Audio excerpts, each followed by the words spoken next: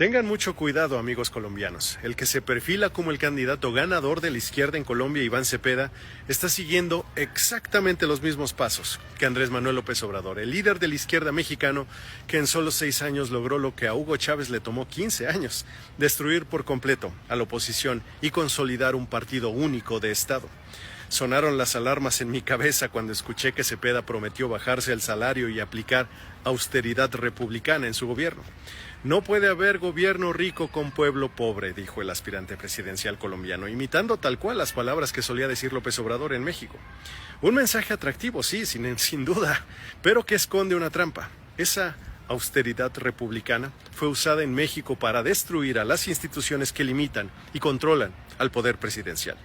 Con ese pretexto, el de la austeridad, López Obrador destruyó al instituto que obligaba a su gobierno a ser transparente, a entregar la información pública que pudiera revelar la corrupción de su gobierno. Con ese pretexto utilizaron a la autoridad electoral que garantizaba las elecciones libres en México y ahora es un títere. Y al final de su gobierno, López Obrador usó también ese pretexto, el de la austeridad, para acabar con la Suprema Corte de Justicia y garantizar que el Poder Judicial jamás desafiara nunca al partido político que él creó. Todo esto mientras le dio contratos públicos a los altos mandos del ejército para garantizar su obediencia.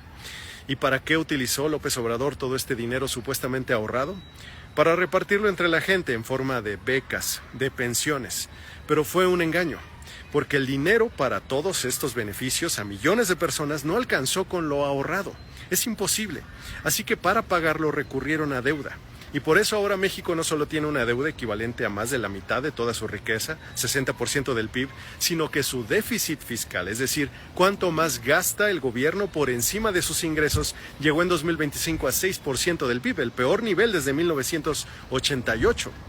Claudia Sheinbaum, la sucesora de López Obrador, ahora no sabe cómo salir de las deudas, por lo cual tiene que recurrir a exprimir cada centavo de los contribuyentes fiscales cautivos, que son la clase media trabajadora que no puede escaparse de los cobradores del gobierno. No es casualidad por eso que mientras Iván Cepeda anunciaba planes de austeridad, Gustavo Petro lanzaba una llamada pensión, es decir, depósitos de dinero en efectivo para mayores de 70 años. Exactamente la misma acción que catapultó a López Obrador como candidato favorito a las elecciones de 2018. Y las pensiones son solo el inicio. Le siguen las becas para estudiantes, apoyos a madres solteras, apoyos a jóvenes que no estudian ni trabajan. Todo ello deliberadamente construido para aumentar paulatinamente el número de beneficiarios y así parezca que la población está en una espiral constante de progreso de sus ingresos y de su bienestar. Claro que lo que nadie se pregunta, o al menos no la mayoría de la gente, es de dónde viene ese dinero. Se tragan la propaganda que les dice que todo proviene de la austeridad y del combate a la corrupción. Pero lo que han descubierto cada vez más personas en México es que la austeridad solo fue un acto circense, un teatro. Sí, algunos personajes en el gobierno ganan menos dinero, pero la ganancia real nunca estuvo ahí, en los salarios, sino en los contratos públicos. Y ese rubro, el de los contratos públicos asignados sin ninguna competencia, se incrementó exponencialmente durante el gobierno de López Obrador.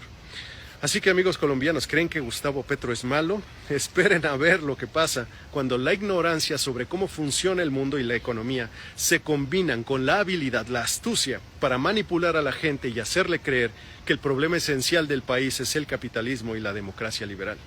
Eso es en esencia lo que fue López Obrador, un hombre que jamás tuvo un trabajo real, que solo se dedicó al activismo político igual que Iván Cepeda y que por lo tanto no entienden cómo funciona la economía real. ¿Por qué la economía mexicana no se ha desplomado todavía y por qué Colombia podría ser incluso peor que México si caen en ese experimento populista? Se los platico en mi página de Patreon.